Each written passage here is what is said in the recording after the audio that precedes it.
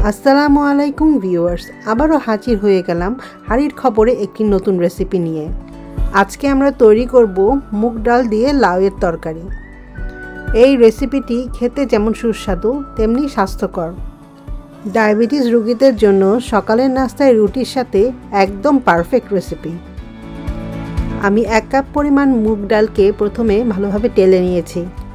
অল্প আঁচে টেলে নিতে হবে যেন মুগ ডাল পুড়ে না যায়।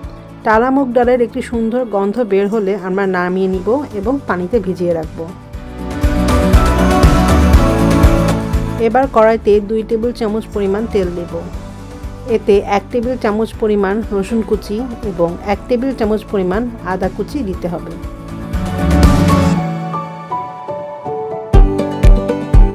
এবার আধা কাপ পরিমাণ পেঁয়াজ দিয়ে সব একসাথে কিছুক্ষণ ভেজে নিতে হবে।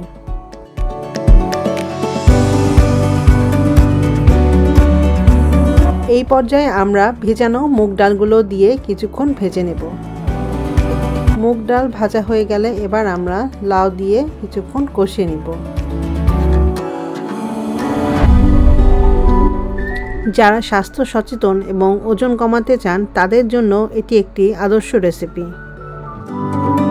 এই পর্যায়ে আমরা হাফ চা চামচ হলুদ গুঁড়া, হাফ চা চামচ ধনে গুঁড়া, হাফ চা চামচ জিরা গুঁড়া,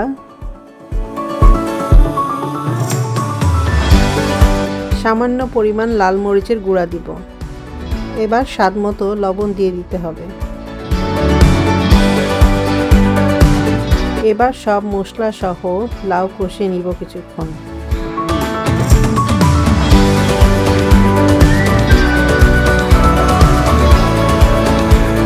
আমি কিছু কাঁচামরিচ ফালি করে দিয়ে দিয়েছি, আপনারা চাইলে পরেও দিতে পারেন।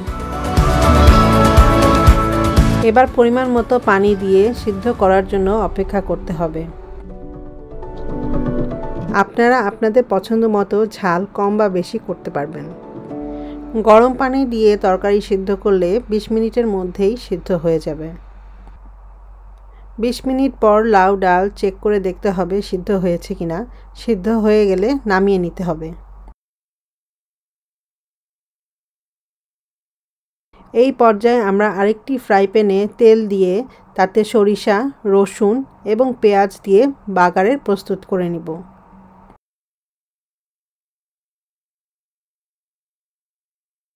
এইবার আমরা লাউ ডালে বাগার দিয়ে ভালোভাবে নেড়েচেড়ে 10 মিনিট চুলায় দমে রেখে দিব।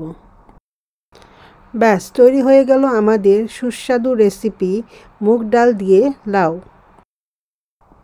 আশা করছি আজকের এই রেসিপিটি আপনাদের ভালো লাগবে। ভালো লেগে থাকলে আমাদের এই চ্যানেলটিকে সাবস্ক্রাইব করুন এবং লাইক এবং শেয়ার দিয়ে আমাদের সাপোর্ট করবেন। ধন্যবাদ।